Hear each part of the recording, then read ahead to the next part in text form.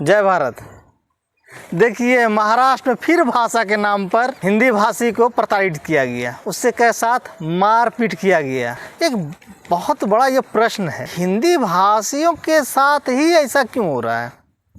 क्या हिंदी भाषी पूरे देश को अपना समझते हैं? क्या इसका सज़ा है? पूरे देश में अपने जीविकोपार्जन के लिए उस राज्य के मदद के लिए जाते हैं, क्या इसका सज़ा है? किस बात के लोग सज़ा दे रहे हैं? भाषा के नाम पर विरोध करने वाला बकलोल सब, हमको एक बात बताओ, जो बॉर्डर पर तैनात व्यक्ति है, अगर वो आपस में भाषा के नाम पर लड़ने लगे तब क्या होगा? कौन सीमा का रक्षा करेगा? ज़रा इसका जवाब दो तो। क्या तुम्हारे राज्य में सब कुछ उत्पादित हो जाता है कि दूसरे राज्य से भी कुछ लेते हो? दूसरे राज्य भाषा के नाम पर हिंदी भाषी या दूसरे कोई अन्य भाषा वाला अगर वो अपना राज्य से उत्पादित कोई भी कच्चा माल या तैयार माल देना बंद कर दे तो क्या तुम्हारी सारी आवश्यकताएं पूरी हो जाएगी? ज़रा बताओ तो। सभी एक दूसरे से जुड़े हुए हैं, एक दूसरे की आवश्यकता को पूरा कर रहे हैं। हम ये नहीं कह रहे हैं कि आपके बिना हमारा काम चल जाएगा, तो हमारे बिना आपका भी काम नहीं चलेगा। हिमालय से लेकर कन्याकुमारी तक सब हम लोग एक ही हैं। अंतरिक्ष में छोड़े गए सैटेलाइट पर पूरे देश गौरवान्वित करता है। क्या उसमें योगदान सिर्फ किसी एक राज्य का है या एक भाषा वाले बोलने वाले का है? और आपको घृणा होती है हिंदी भाषा से, कभी घृणा दिखाया है इंग्लिश भाषा से? तो हमारे देश का भी नहीं है। लेकिन कोई अगर दो शब्द इंग्लिश बोल दे तो उसके तुरंत उसके सामने नतमस्तक हो जाते हैं। अभी भी है, अंग्रेज चला गया लेकिन उसकी गुलामी अभी भी कर रहे हैं, उसमें गौरव अनुभव करते हैं।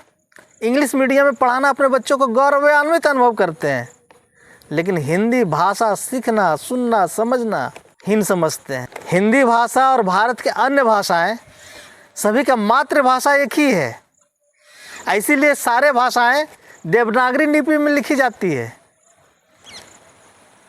लेकिन फिर भी हम लोग आपस में लड़ेंगे। क्या है? क्या कि हमको नेताजी बोले हैं कि लड़ो, ताकि जो है इस नाम पर वोट इकट्ठा कर सके मेरा पार्टी। यही बात है ना। टूट के बिखर जाओगे और इतने टुकड़े में बटोगे, इतने टुकड़े में टूटोगे कि खुद को समेटना छोड़ो, गन नहीं पाओगे कितने टुकड़े में बटे हो।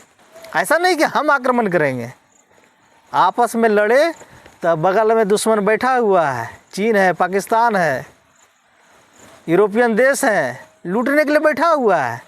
आपस में लड़ो ना, भाषा के नाम पर, जाति के नाम पर, धर्म के नाम पर लड़ते रहो।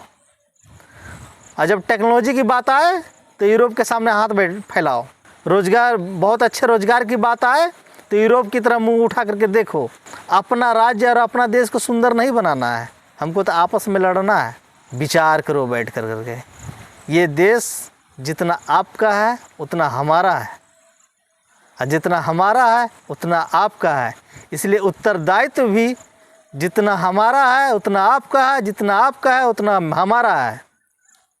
हम सब मिल करके देश बनाते हैं और ये एकता बनी रहनी चाहिए। अगर बुरा लगता भी है थोड़ा बहुत तो बर्दाश्त कीजिए। मैं इतना ही कहूँगा। जय भारत।